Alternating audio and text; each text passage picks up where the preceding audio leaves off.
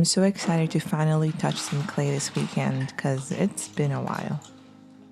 Honestly, things have been so slow, I thought the pottery shop was closed. I was so busy between the kids and moving and work. I didn't realize it was actually still open. And it wasn't until I received an email for an order for 3 ceramic slow feeders.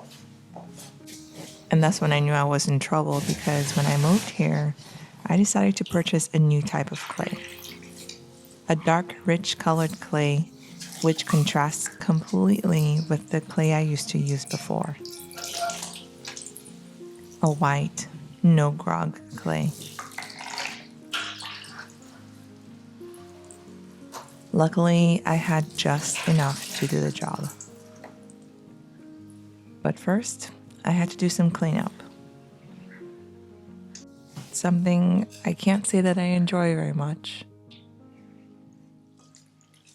But it had to be done. I still can't believe that it's only been 2 years since I started this journey. Initially, when I made the investment to do an at-home pottery studio, I was so afraid of the big financial investment.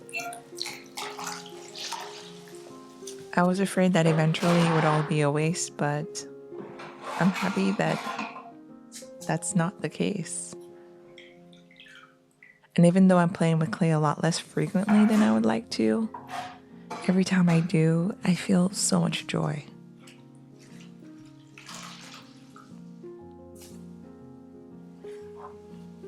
And even though this cleanup process kind of sucks, I take my time and just be intentional with everything.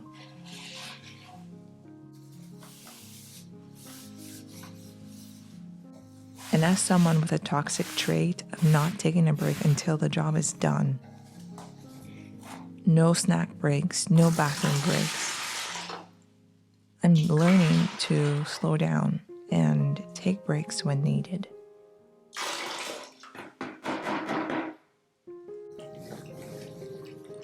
Geez, I'm getting close to 40 years old and I'm only now learning this.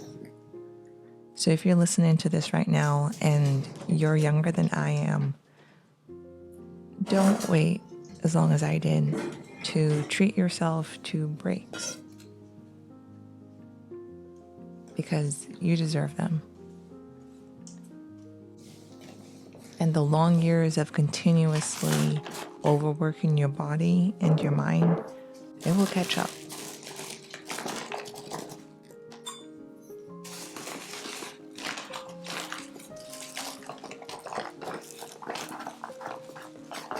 One of the other ways that I've been slowing down is making homemade bread.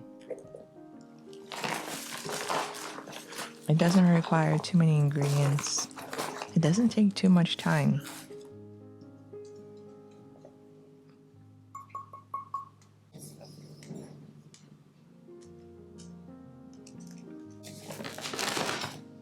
I mix everything together and I just let it rest. A reminder that if you want something good at the end, rest is needed.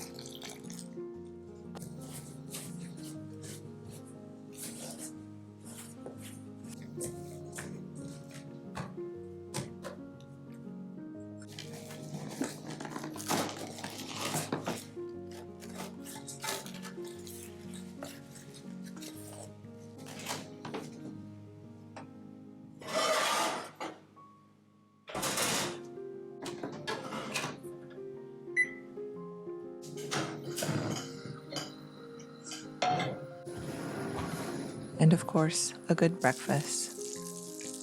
I'll be honest, I'm spoiled by my husband who always makes breakfast for me. But as he's about to transition to move to another state,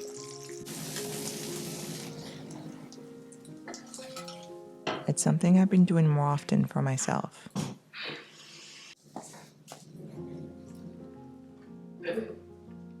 Because he always gets mad that if he doesn't feed me, I would never eat.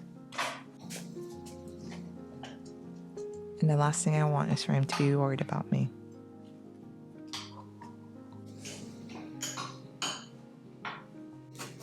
And speaking of taking care of yourself, I treated myself to these cups that I've been seeing online. Double-walled clear mug that is very aesthetic. But honestly, the price made me blink twice, and so it's been in my cart for a while now. And if you know anything about me, I always struggle with boxes. We are not friends.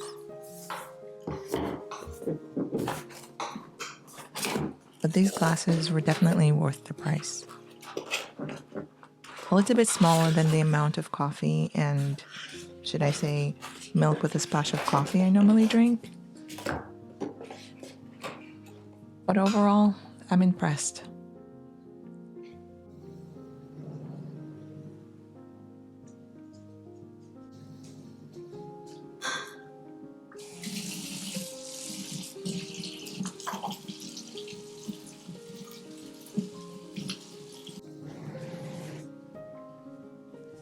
And even though for most of my life I used to be a Keurig girl, I'm actually impressed I've stuck with doing coffee this way. I may not really have the palate to discern Keurig versus ground coffee.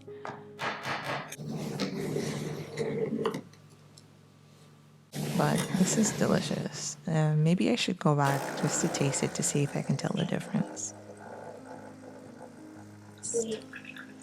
And even though this adds extra time to making breakfast, it's my guilty pleasure.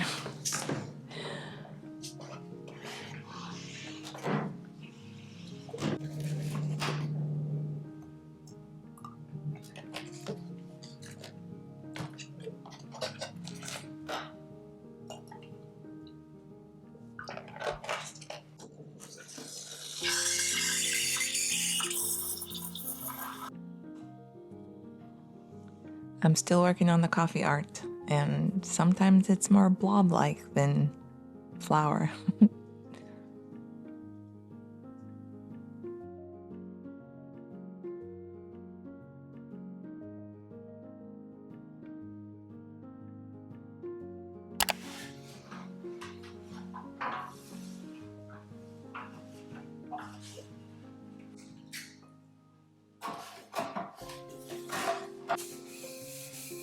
I worked hard on this pottery studio, but I still find myself uneasy in the space. My last pottery studio was a hallway, but it felt so warm and welcoming, and I'm not quite sure why I feel the way that I feel in this space. I've remade it twice already, and to avoid another project, I'm just going to sit and figure out what it is exactly that makes me feel this way. I'm not sure if it's the paint color. Maybe I need something green like I did in my last place. But until I know for sure, I'll just wait.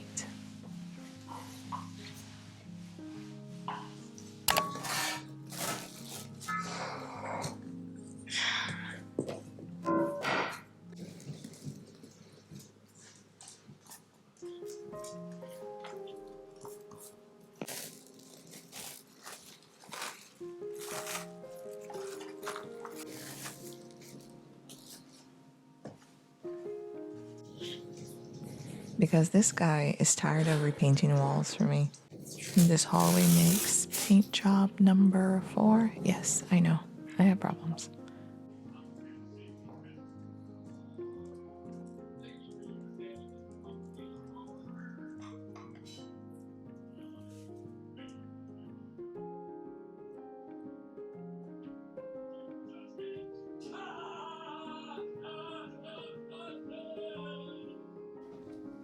And just like this dough, when it's time to bake, you'll know. There are always signs if you're willing to wait for them.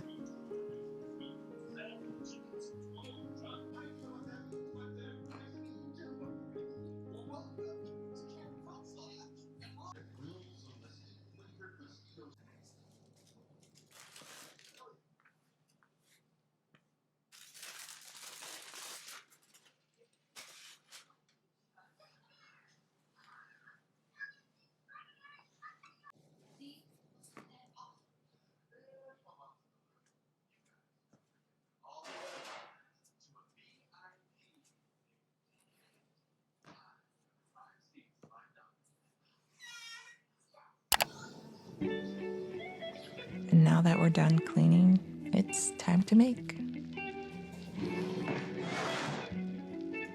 This is the only white clay I have left.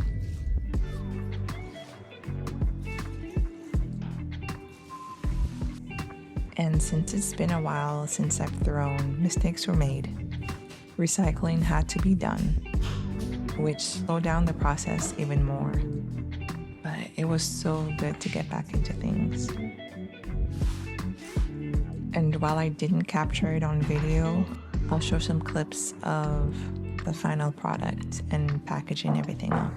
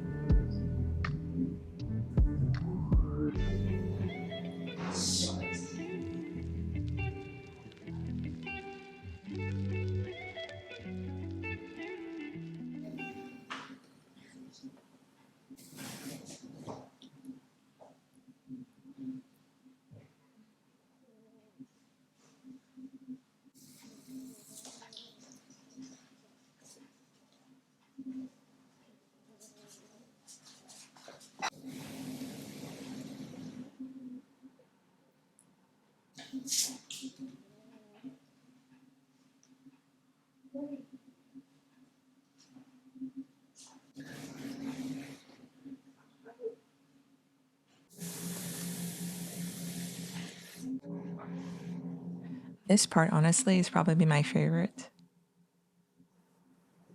And at the end of all of this trimming, doing the custom stamping of the names.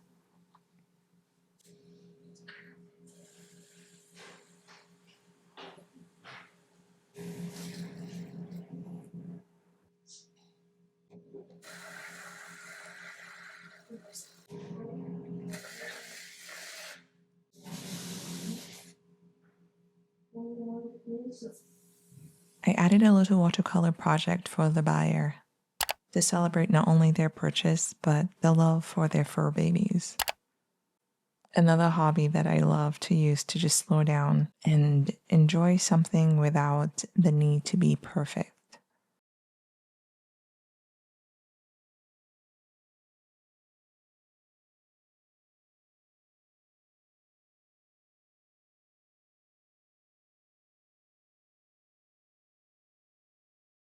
When I was looking into picking up painting as a hobby, my husband recommended watercolors because it's such a difficult medium to control. And that's exactly what I needed. The permission to draw crooked lines and paint beyond them, but also the creativity to mix primary colors and make new ones. I hope you enjoyed this video. Thank you so much for watching. I'll see you on the next one.